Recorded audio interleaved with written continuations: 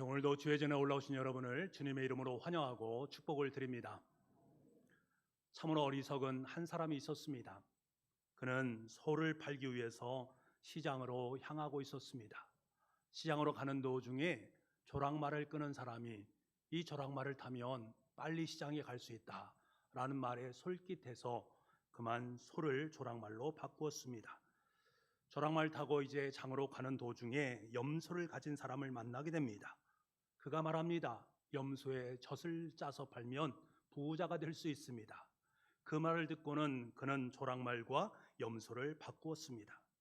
그렇게 염소를 데리고 가는데 이제는 개를 파는 사람을 만나게 됩니다. 개가 있으면 집을 든든하게 잘 지켜줄 수 있다라는 말을 듣고 그만 염소와 개를 바꿔버렸습니다. 그런데 이번에는 닭을 가진 사람을 만나게 됩니다.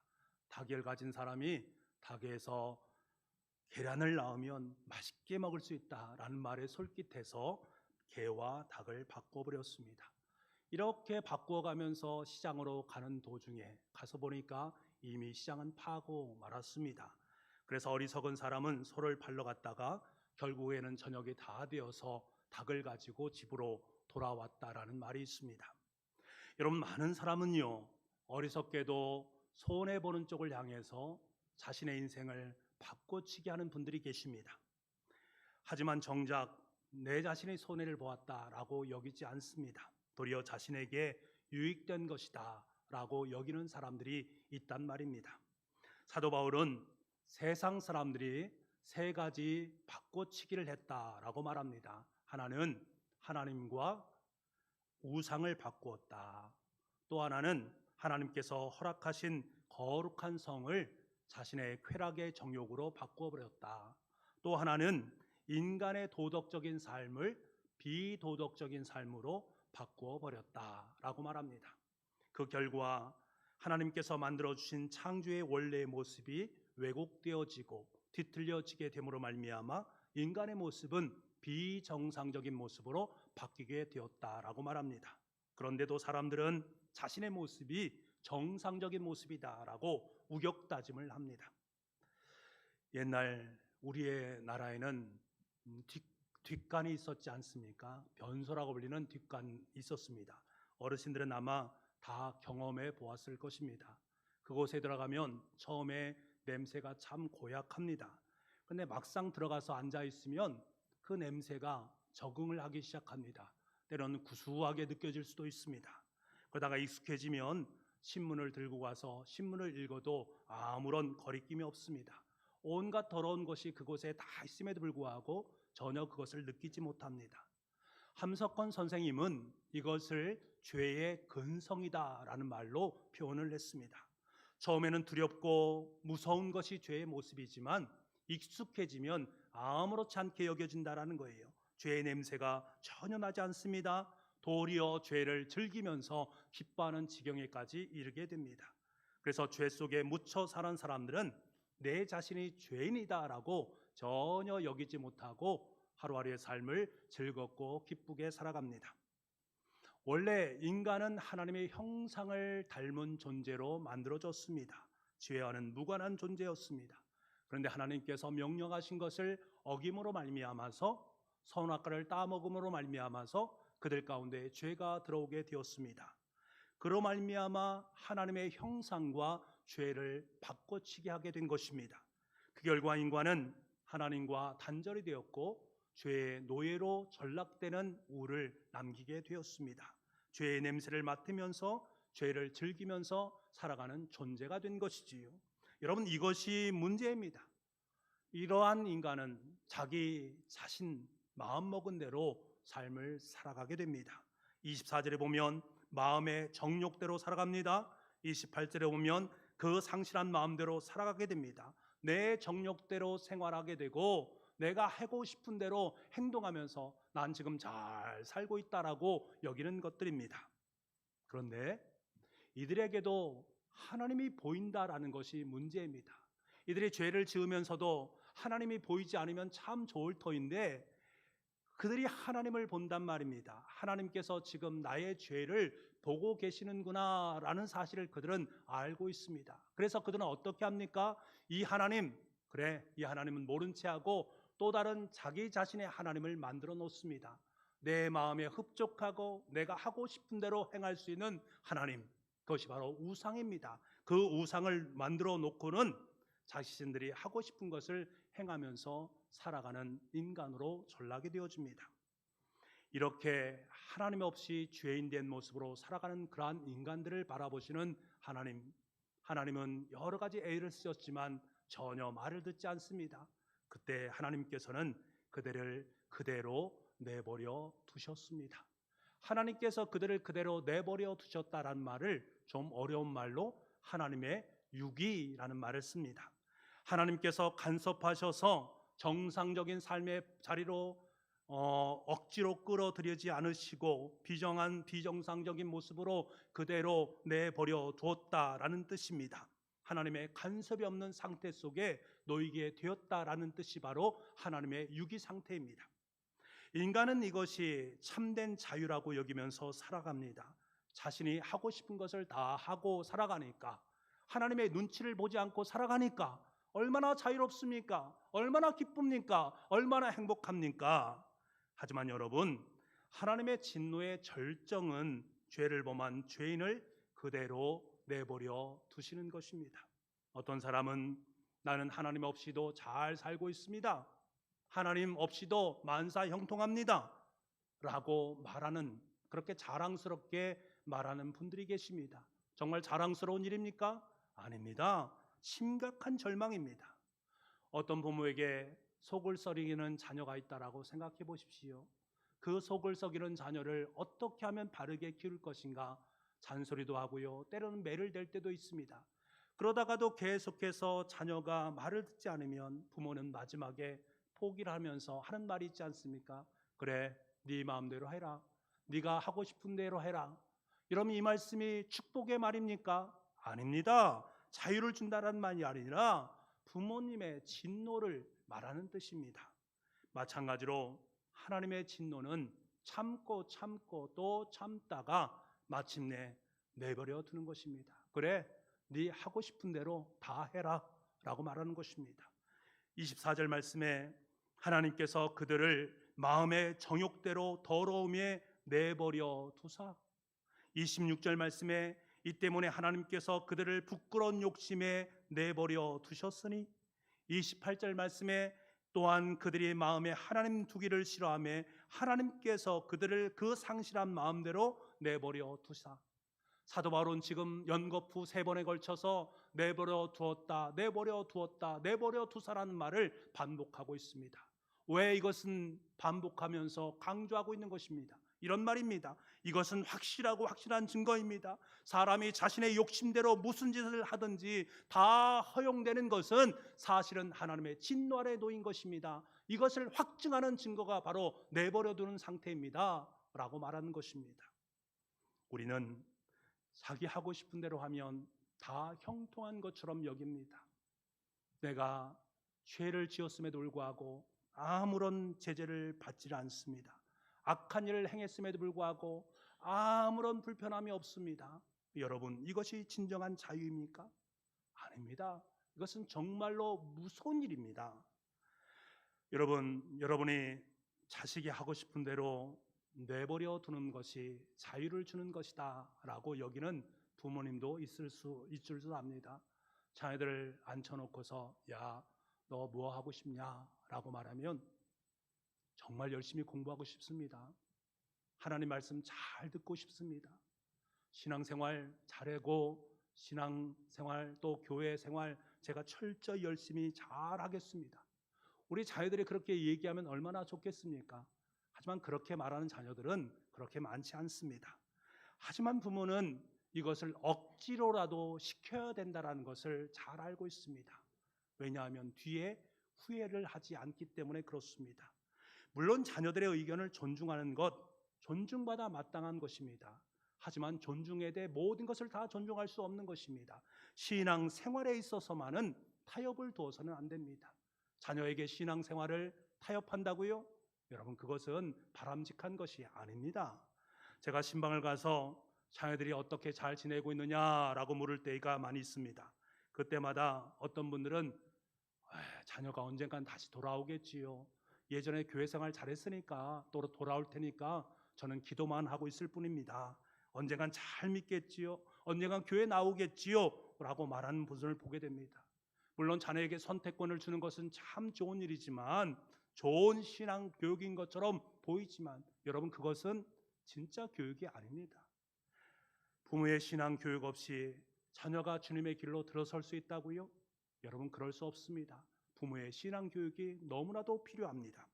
하나님은 그 자식을 진노 가운데 내버려 두고 있는데도 여전히 너 그래도 최선을 지금 다하고 나중에 교회 나와도 돼, 나중에 신앙생활 해도 돼, 너 지금 괜찮아, 너 지금 안전해 라고 말하는 부모가 있다면 이것은 사실은 부모의 직무유기에 해당되는 부분이다 라고 말할 수 있습니다.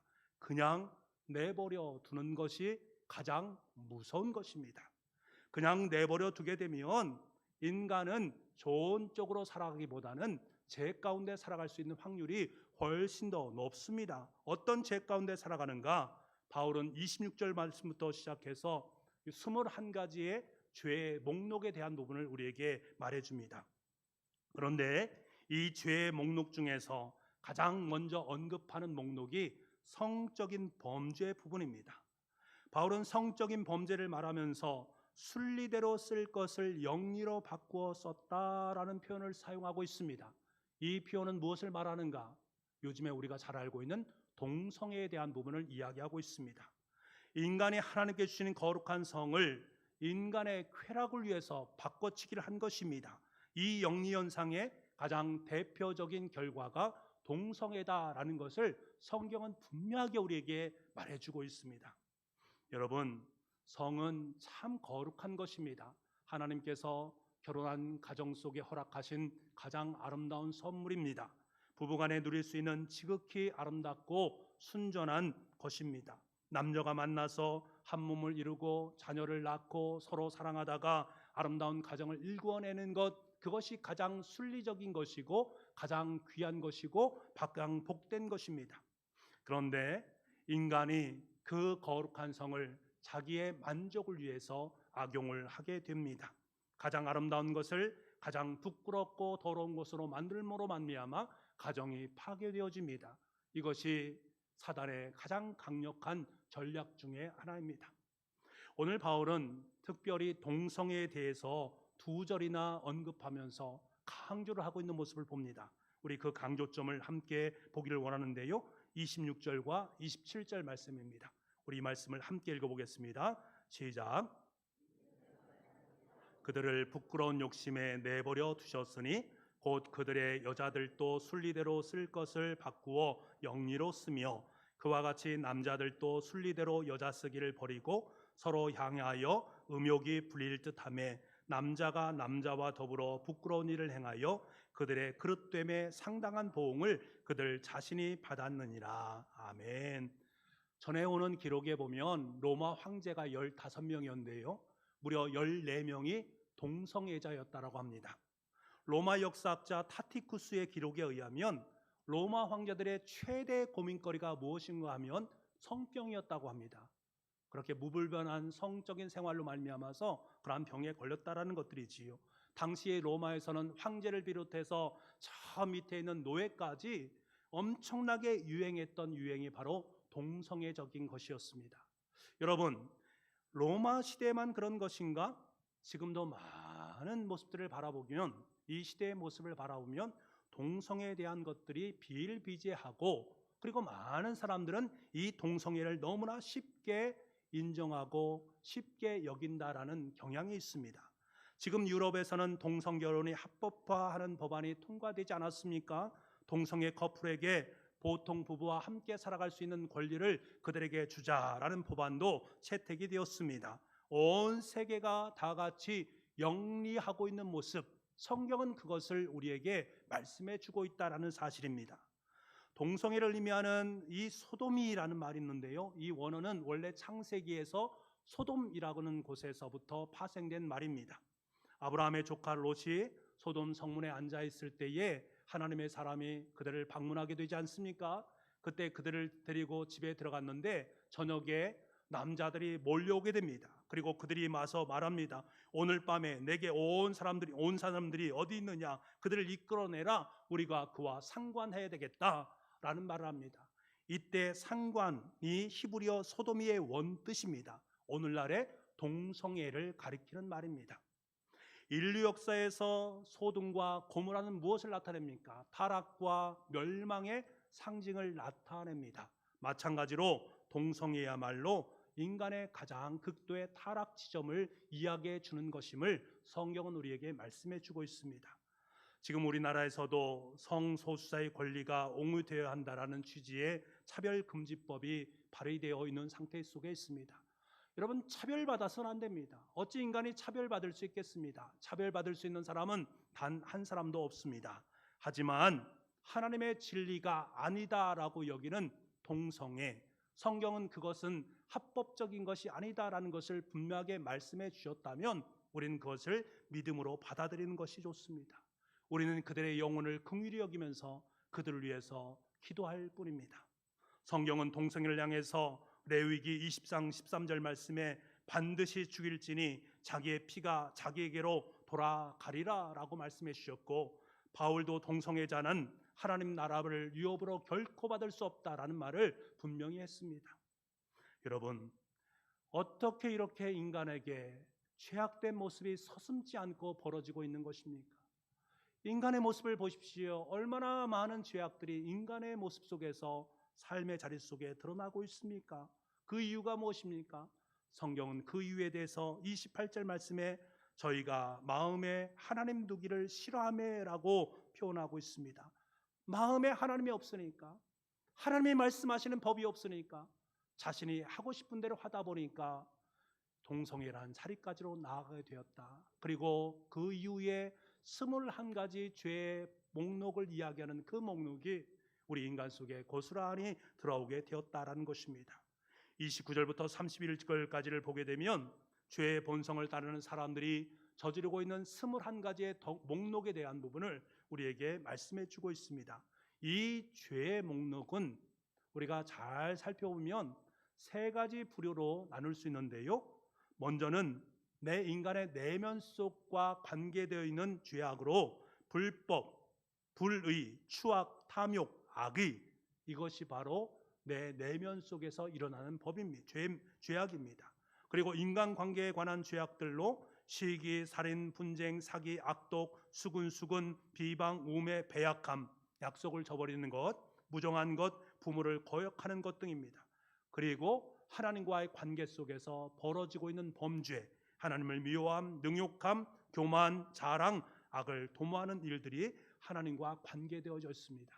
내 인간의 내면에서부터 시작돼서 그것이 밖으로 드러나서 인간 관계 속에서 죄악으로 드러나게 되고 하나님과의 관계 속에서 죄악으로 드러나는 21가지의 대표적인 죄의 목록입니다. 우리는 묻습니다.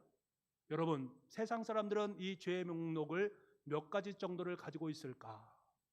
아니, 여러분은 이 21가지의 죄의 목록 중에서 과연 몇 가지의 죄가 내 마음속에 있을까? 아니면 나는 한 가지 죄도 없습니다. 목사님, 정말 다행입니다. 제가 아무리 살펴보아도 저에게는 이러한 죄악이 전혀 없습니다 라고 자신 있게 말할 수 있는 사람이 과연 단 한 사람이라도 있을 것인가?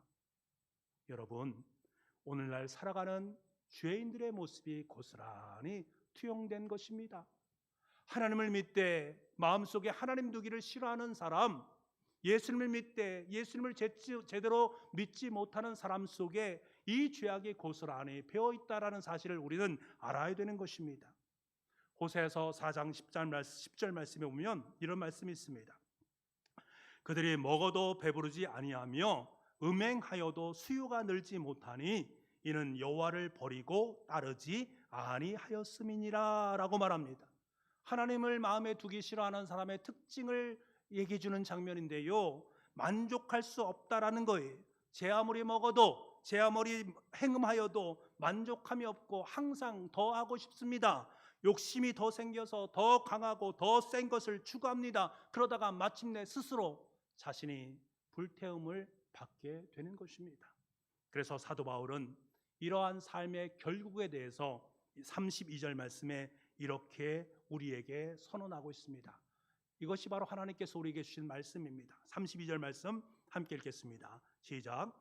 그들이 이 같은 일을 행하는 자는 사형에 해당한다고 하나님께서 정하심을 알고도 자기들만 행할 뿐 아니라 또한 그런 일을 행하는 자들을 옳다 하느니라. 결국은 사형이다. 결국은 죽음이다라는 것입니다. 인간이 자신이 행하는 일이 하나님 앞에서 죽어 마땅한 죄다라는 것을 본능적으로 압니다. 모든 사람은 내가 죄지었다 다 압니다. 말씀을 보십시오. 이 같은 일을 행하는 자는 사형에 해당한다고 하나님께서 정하심도 알고라고 말합니다. 알고도라고 말합니다. 이미 그들은 다 알고 있습니다. 예수를 믿지 않은 사람들이 어떻게 하나님께서 나에게 지금 내가 죄를 짓고 있구나 라는 것을 알 수 있는가?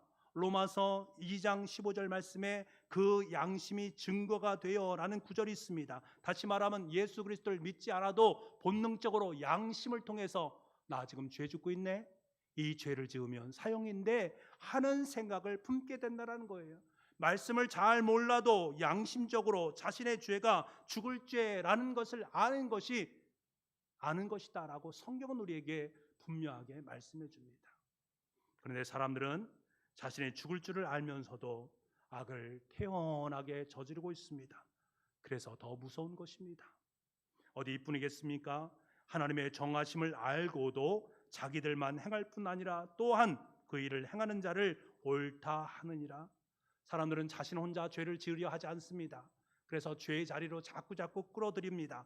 다른 사람을 죄의 소굴로 끌어들여서 죄를 지을 수 있도록 자꾸 그 인생을 부추깁니다. 죄 짓는 모습을 보면서 함께 박수를 칩니다. 야, 원래 그렇게 하는 거야. 사회 구조적으로 악이 있는데 어쩔 수 없는 것 아니야. 인간은 원래 나약한 존재이기 때문에 괜찮아. 세상에 다 그렇게 생각하는데 너는 유별나게 그렇게 생각할 필요 없어. 이번만 딱 한 번 하면 돼. 괜찮아. 한번 해봐 라면서 자꾸 죄를 부추기면서 그 죄를 행할 때에 박수를 쳐줍니다. 잘했다라고 말입니다. 여러분, 이것이 하나님께서 기뻐하실 일입니까? 이것이 정말 하나님께서 원하시는 것입니까? 인간은 원래 악을 즐기는 존재입니다. 하지만 우리가 행하는 범죄 하나하나는 하나하나 21가지 죄를 다 범하는 것이 사형이 아니라요, 하나하나 21가지의 죄를 범하는 하나하나의 사형이라는 것이 해당되는 것입니다. 여러분, 21절 말씀에 21가지 악동 목록 중에 수근수근하는 것도 사형에 해당된다고 말합니다. 여러분, 사람들에 대해서 수근거려 본 적 있습니까? 여러분, 사형입니다. 다른 사람이 잘못한 것들 옆에 있는 사람과 수근수근 속닥속닥 이야기한 적 있습니까? 또 자녀들에게 그것을 이야기한 적이 있습니까? 하나님 말씀하십니다. 사형이라고 말입니다. 왜? 원래 그 마음속에 웅크리고 있는 흉악한 죄를 보시면서 주님 말씀하시는 것입니다. 하나님의 법은 인간의 법과 다릅니다. 그것은 사형에 해당되는 것입니다. 여기에 하나님의 고민이 있습니다. 이것이 진짜 고민인 거예요. 인간의 모습을 보면 모두가 다 사형죄에 해당됩니다. 21가지 죄의 목록에 해당되지 않는 사람이 단 한 사람도 없단 말입니다. 모두가 다 하나님의 영광에 이를 수 없는 자리 속에 놓이게 되었습니다. 이것이 하나님의 고민입니다. 모두가 다 사형, 모두가 다 죽임이라면 하나님께서 존재하실 이유가 없지 않습니까? 그래서 하나님께서는 그의 사랑하는 아들을 선택을 하신 것입니다. 그를 이 땅 속에 보내주셔서 십자가에 못 박아 죽게 하심으로 말미암아 우리 인간의 모든 이 죄의 목록들을 그의 품으로 안게 하시고 십자가에 못 박혀 죽게 만들어 주셨습니다. 그리고 이것을 입술로 고백하며 그것을 믿음으로 고백하는 모든 사람들에게 죄의 용서를 선포해 주셨습니다. 이것이 우리에게 가장 중요한 복이요 복음입니다. 그래서 우리 그리스도인들에게 가장 중요한 것이 무엇입니까? 하나님을 만나는 것이 너무 중요합니다. 하나님을 만나는 사람들은 자기 속에 있는 모든 죄를 체험한 사람들입니다. 자신에게 얼마나 악한 것들이 가득 차 있고 그 죄가 얼마나 무서운지를 아는 사람들입니다. 동시에 이 죄를 해결하시는 하나님의 간섭하심을 경험한 사람들입니다. 하나님께서 간섭하심으로 말미암아 주님의 십자가의 용서를 경험했고 하나님의 은혜를 체험한 사람들입니다. 그러니까 하나님을 만난 사람들, 예수님을 체험한 사람들은 죄의 덩어리인 자기 존재를 경험한 사람이고 동시에 그 죄를 용서하시는 주님의 십자가를 경험한 사람입니다. 그리고 죄의 용서를 경험함으로 말미암아 내 삶 속에 엄청난 은혜와 감동과 역사가 있다는 것을 깨닫고 하나님 앞에 감사와 영광과 찬송을 올려드리는 것입니다. 그러므로 여러분, 하나님께서 우리를 간섭해 주시는 것이 우리 인생의 최고의 복입니다. 예수님을 만나는 것, 예수님께서 우리를 만나 주시는 것, 그것이 우리 삶 속에 가장 행복한 것입니다. 어느 집사님이 겪은 일입니다. 남편이 샤워를 하는 사이에 휴대폰에 문자가 하나 딱 왔습니다. 그 문자를 딱 보니까 내 영혼의 반쪽, 목숨을 내놓는 사랑, 영원히 저를 떠나지 않으실 것이요 하는 메시지가 떡 온 것입니다. 보니까 남편이 외도를 한 것입니다. 나 뜨거운 내용 때문에 가슴이 너무나 떨리고 너무나 힘들어서 얼른 휴대폰을 덮었습니다. 그리고 하루 종일 이제 걱정하기 시작합니다. 그런데 그날 하나님께서 자신에게 했던 큐티의 말씀이 생각이 났습니다. 시편 119편 61절 말씀이 생각나더랍니다. 악인들이 줄이 내게 두루 얽혔을지라도 나는 주의 법을 잊지 아니하였나이다. 집사님이 이 말씀을 적용하면서 남편의 외도라는 악한 줄이 내 인생을 올감해서는 안 되겠다. 나는 그 중에서 주님의 법을 붙잡아야 되겠다라는 강한 하나님의 음성을 느끼게 됩니다. 자신이 어떤 일을 당하더라도 하나님의 법, 그래, 이 남편의 구원의 문제가 가장 중요하지. 그래, 남편을 위해서 기도하자. 남편을 위해서 무릎을 꿇고 하나님께 기도합니다. 하나님, 저는 배신감으로 이렇게 잠시 지옥을 경험하지만 우리 남편 예수님 믿지 않음으로 말미암아 영원히 저 지옥불에 들어갈 텐데 하나님, 그를 구원해 주십시오. 저 사람을 불쌍히 여겨주시고 구원해 주세요. 어떤 상황이 오더라도 남편의 구원만을 생각할 수 있는 제가 될 수 있도록 저에게 힘을 주십시오. 용기를 주십시오. 결단을 주십시오. 라고 하나님 앞에 기도하기 시작했습니다. 그런데 이상한 일이 벌어지기 시작합니다. 성령님의 강력하게 집사님을 간섭하시는 것을 느끼게 됩니다. 말씀을 붙잡고 기도하면서 집사님은 그 남편을 위해서 기도했는데 성령님은 도리어 그녀 속에 있는 자신의 죄를 들여다보도록 만들어 주었다라는 사실, 믿음이 없어서 말이 안 통하는 남편이라고 너무나 답답했는데 남편 입장에 서보니까 자신이 얼마나 답답한 존재였을까를 깨닫게 하신 것입니다. 나도 답답했고 남편도 너무나 답답했겠구나. 믿음이 없는 사람이니 믿는 사람 앞에서 얼마나 답답했을까. 교회에서 신실한 남자 집사님을 보면서 저렇게 멋진 분과 결혼했으면 참 좋을 터인데 아이고, 이 남편과 함께 했으니 내가 무슨 복이 있나 하는 생각을 할 경우들이 있었단 말입니다. 그것이 생각나는 거예요. 어찌 보면 남편은 행위로 외도를 한 것이지만 나는 생각으로 행위를 한 것이니 외도를 한 것이 똑같은 것이 아닌가. 내가 바로 하나님 앞에 죄인인 것이구나 라는 것이 그의 마음속에 들어오기 시작하면서 그동안에 남편에게 잘못했던 그 모든 것들 하나하나가 다 들어오기 시작합니다. 집사님 하나님 앞에 무릎 꿇고 주님, 제가 죄인이었군요. 제가 잘못했습니다. 저를 용서해 주십시오. 주님의 용서를 구하고 새로운 소망을 얻게 되었습니다. 그때 집사님은 주님의 간섭하심이 얼마나 귀하고 복된 것인가를 깨달았습니다. 집사님에게 하나님의 간섭하심은 십자가의 용서로 다가왔습니다. 자신 또한 남편과 다름없는 21가지 죄악을 갖고 있는 존재였고 죄 가운데 놓여 있는데 주님께서 주님의 십자가로 그 모든 것을 씻어주셨구나. 자기 자신이 회복되기 시작했고 그 남편과의 관계도 회복되기 시작했습니다. 사랑하는 성도 여러분, 하나님께서 내버려 두시지 않는 것이 진정한 복인 줄 믿습니다. 하나님이 날마다 간섭하시고 때로는 징계를 통해서 하나님의 말씀을 주시고 죄를 깨닫게 하시고 주님께로 돌아올 수 있도록 만들어 주시는 것이 우리 인생의 가장 귀한 복입니다. 하나님의 간섭하심은 그럼에도 불구하고 우리를 끝까지 사랑하시고 구원하시는 하나님의 은혜입니다. 예수님을 떠나서는 우리는 아무것도 할 수 없습니다. 예수님을 떠나서는 우리는 하나님 앞에 설 수 없습니다. 여러분, 하나님 앞에 여러분의 인생의 모든 죄를 다 고하셨습니까? 하나님께 그 모든 죄의 용서를 받으셨습니까? 그것을 확신하십니까? 이제 육신의 사람은 완전히 죽어야만 합니다. 대신 내 삶 속에 예수 그리스도가 살아 역사해야만 합니다. 모든 죄를 십자가에 못 박혀 버릴 수 있는 은혜가 우리 가운데 있어야 됩니다. 그래야 예수님께서 우리의 모든 죄를 용서해 주시기 때문입니다. 그리고 우리는 성령 하나님을 의지하는 삶을 살아가야 됩니다. 여전히 우리에게 악한 마음이 남아있지만 성령의 감화 감동으로 더 이상 내 인생 속에 악한 영이 침투하지 못하도록 우리는 계속해서 기도할 수 있어야 됩니다. 성령 하나님을 의지하는 삶을 살아가야 됩니다. 그래야 할 때에 우리의 삶 속에, 여러분의 가정 속에 믿음으로 견고한 하나님의 아름다운 진을 통해서 참된 승리 역사를 맛보게 되는 은혜가 있을 줄 믿습니다. 기도하겠습니다. 아버지 하나님, 하나님께서 간섭해 주심을 너무나 감사를 드립니다.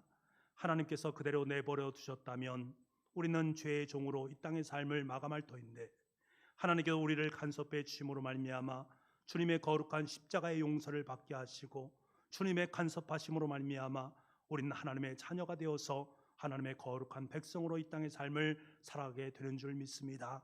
이 모든 것이 하나님의 은혜였음을 다시금 깨닫게 하시니 너무나 고맙고 감사합니다. 이제 주님의 백성, 죄의 용서를 받은 주의 사람답게 이 땅의 삶을 믿음으로 살아서 참된 승리를 맛보며 살아갈 수 있는 우리 모두가 될 수 있도록 주님 역사하여 주옵소서. 모든 말씀을 예수님의 이름으로 기도하옵나이다. 아멘.